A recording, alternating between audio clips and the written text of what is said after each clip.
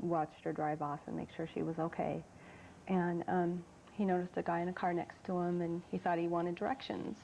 So he asked her to roll down her window, and when she started to, he saw a red laser sight, and he screamed, "It's a gun," and pushed her head down and took the bullets himself.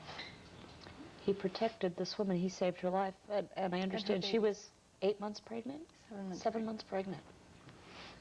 How did you hear what happened to your husband? 12:30 the next afternoon, his sister called me, thinking that I had already known. So all night, you waited for him to come home?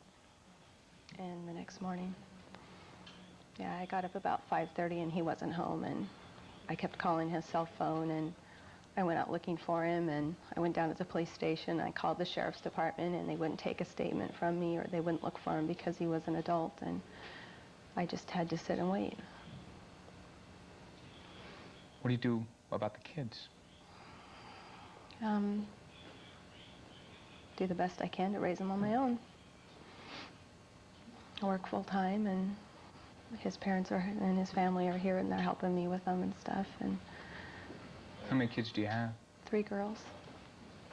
I want to paint a better picture, too, of where this was, so in case anybody did see anything that night. Now, this is Lake Union, right? And in the parking lot over by Kachina and all the restaurants over there? Is that where this is? Chandler's Cove, yes. In Chandler's Cove? Yes. Did you find out anything about what type of killing it was? What kind of motive this person had? Is it a random drive-by? Is this somebody who had something against Jeff? Okay, the problem in this situation, we didn't know who his target was. We didn't know if the female victim was the target or if Jeff was the target. And so we did 2 homicide investigations. And I need to introduce you, Detective Richard Gagnon. Thank you very much for being here, too, to help us. We eliminated Jeff as being a target. We did victimology. I mean, the guy's a great guy. Didn't have an enemy in the world. Not we can find yet. And the same with the female. And right now it's looking more and more, this is just a random act of violence. And that's why we have no motive. We have some leads. We're hoping that we can get the leads out to the public, and they can help us out in finding this guy. This guy lives somewhere in this community. Tamara, what's that mean to you when you hear that? It's a random act of violence.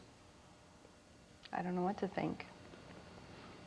I mean, I'm glad that he was the kind of person that he was to save somebody's life, but I'd kind of like to know why from the guy, you know.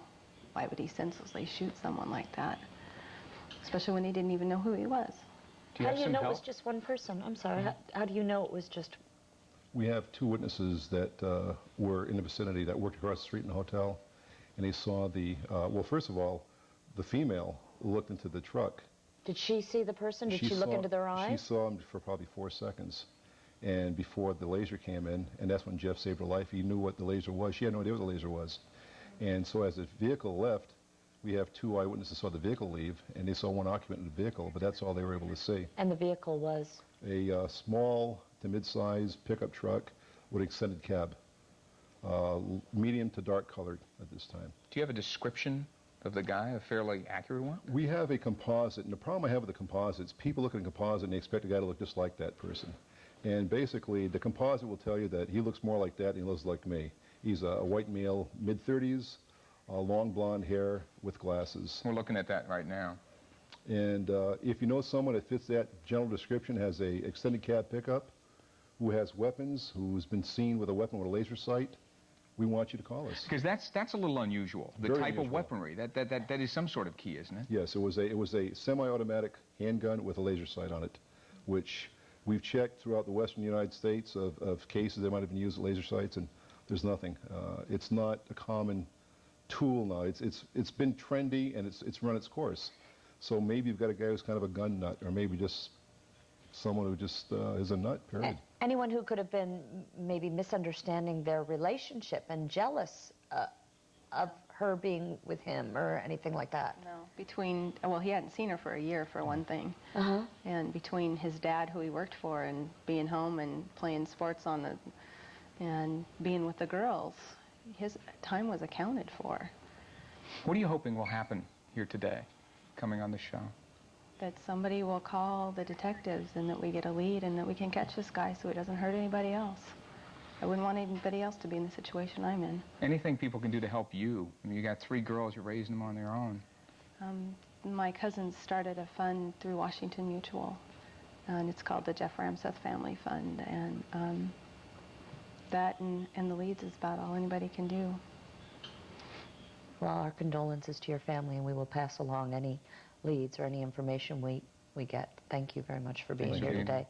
We're going to take a quick break, and up next, a 12-year-old boy who had everything to live for. What really happened to him? His parents want your help. And if you have any information on the Jeffrey Ramseth case, you can call this tip line 206-684-5550 or call Crime Stoppers. We'll be right back.